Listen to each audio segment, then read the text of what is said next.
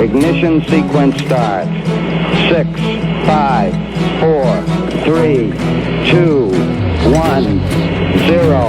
Liftoff. We have a liftoff.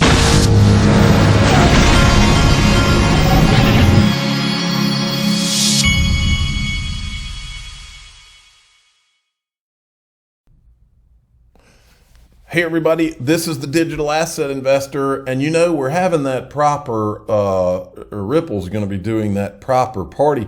Everybody's speculating on where in New York Ripple's going to do it. So I was going to throw out some, I looked up the 10 biggest venues for events and meetings in New York. Just wanted to run these by you real quick just to see what everybody thought, see what people think.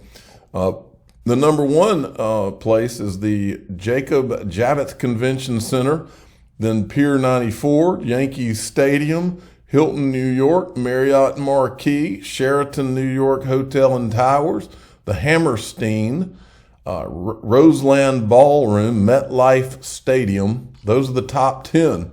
Let's see if it ends up being one of those. For those of you that don't remember, back in 2018, May 2018, at the same time that Ripple was having their first XRP community night with Snoop Dogg, you had at this same time Bill Hinman and all of the people from ETHgate were meeting behind closed doors to try to rig crypto in Ethereum's favor.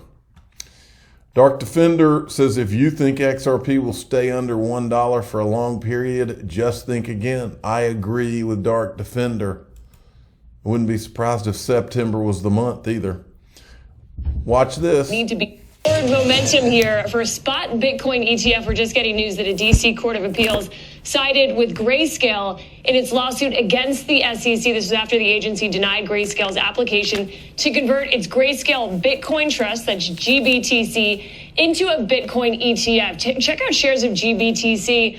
Looks like they're up about 15% or so. This fund had really traded at a discount to Bitcoin amid fears that the fund would need to be wound down potentially if this ETF application wasn't improved. You can see it surging today on this news. Coinbase also, which is listed as a partner in a lot of these Bitcoin ETFs, it's up double digits as well, up more than 14% at this point. Bitcoin getting a pop here as well. It could pave the way, guys, for the first of its kind ETF here. Analysts have seen this as a way to really open up the floodgates to retail traders. It would allow the everyday investor to get access to Bitcoin in a brokerage account, for example, and make it easier to allocate to crypto. We do have a statement, guys, from Grayscale as well. They say, in part, this is monumental and a monumental step forward for American investors, the Bitcoin ecosystem, and all those who have been advocating for Bitcoin exposure through the added protections of the ETF wrapper. They go on to say the Grayscale team and legal advisors are actively reviewing the details outlined in the court's opinion. They're going to be pursuing next steps, they say, with the SEC.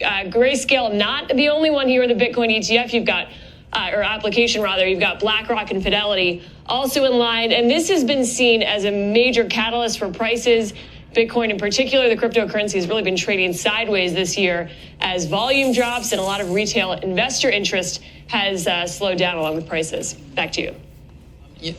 Kate, a key part here seems to be the commission's unexplained discounting of the obvious financial and mathematical relationship between the spot and futures markets falls short of the standard for reason. I just can't believe how giddy the people at CNBC were. They never seemed all this excited about the Ripple victory. Now let's watch this one. They're all so giddy.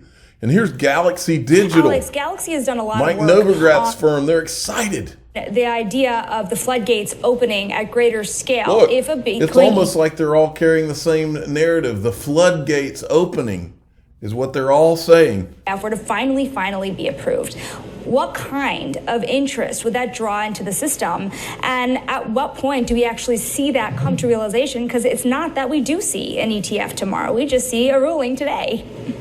Yeah, thanks, Sonali. Hey, Kaylee, thanks for having me back. I think it's clear that a regulated, transparent spot ETF would drive a lot of adoption. There are literally tons of types of investors that can't hold spot Bitcoin in the world. So it would give a safe and easy way for many people to access exposure to Bitcoin. I think the U.S. is clearly behind here. There are many major economies, not backwaters, like Brazil and Canada that already have these products. Galaxy has ETFs in those markets. And when you look at the maturity of the current, both the refilings and the new filings from firms like BlackRock and Fidelity and Invesco Galaxy, there are tons of really, powerful, safe and mature traditional issuers looking to get involved here. And I think that would really open this market up for institutional investors and just many who simply can't access these products because it's too hard to use, websites or hardware wallets. Well, Clara, to bring you in here, we've heard a lot of that this would, unlock the gates, that you would see prices moving substantially. Is it just me, or does Claire look like she's 12? She works at Galaxy? When we have seen really an absence in volatility and not a lot of liquidity in this market for some time now, can that really change that fast? I mean, it's a good question. This summer has been quiet, if not boring. There's been essentially multi-year lows in both volume and volatility, and it's unclear yet if that's going to change. I was looking just at the volume data right before I'm on here, and I saw there has been a slight spike as prices increase, but ultimately it's still very low relative to what we were seeing during mini bull runs last year. So I think it remains to be seen. We need more capital in the space. We essentially need more traders to, engage on these platforms to really see a material change in crypto activity. All right. And then here's Bloomberg again. Now, this is the CEO or the general counsel of Coinbase, Paul Grewal. When you see the ruling that was made today, what does it mean to you? Well, it's great to be on with you all. And what it means for Coinbase and really for all of us in the industry is that courts once again are stepping in to provide regulatory clarity where the SEC has refused to do it. This was a unanimous opinion. You had a very strong analysis written up by Judge Rao, joined by Judge Edwards and Chief Judge Srinivasan. It just shows again that the SEC, when it acts contrary to law, without regard for developing common rules and standards, is going to find itself held accountable in courts of law.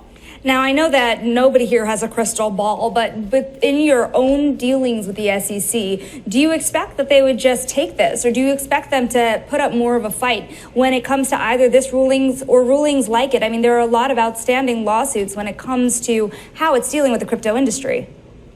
Well, there's certainly been no shortage of resolve on the SEC's part, and it's true that in this case, you could see a request for further rehearing en banc, or even a petition for cert review by the Supreme Court.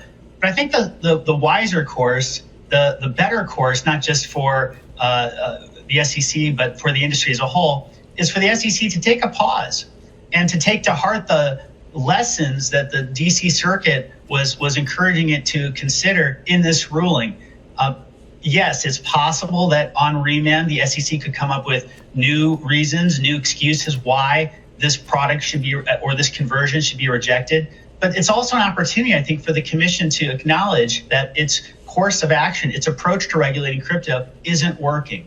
It's not too late to get this right. We think this offers an excellent opportunity for the commission to take a pause on its approach and adopt a much more productive, much more effective means of bringing clarity and certainty to this market.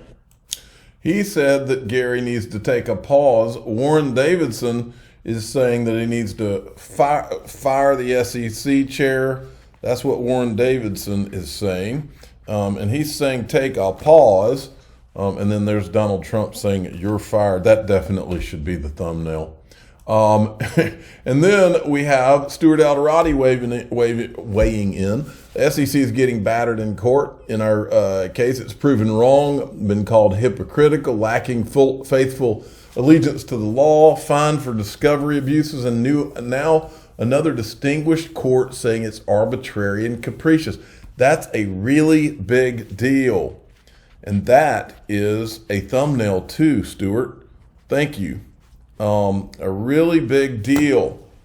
And so then Brad Garlinghouse weighed in too. While these are great outcomes and it's feeling like the summer of justice, it's sad that so many in the U.S. crypto community have to resort to legal process to prove this SEC is out of control and consistently wrong on the facts and the law. Well, it's criminal is what it is. It's pure corruption.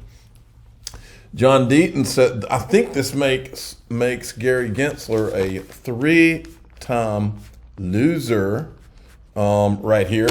First, it was Ripple and XRP. Caitlin Long's custodian. Well, actually, that's not Gary Gensler.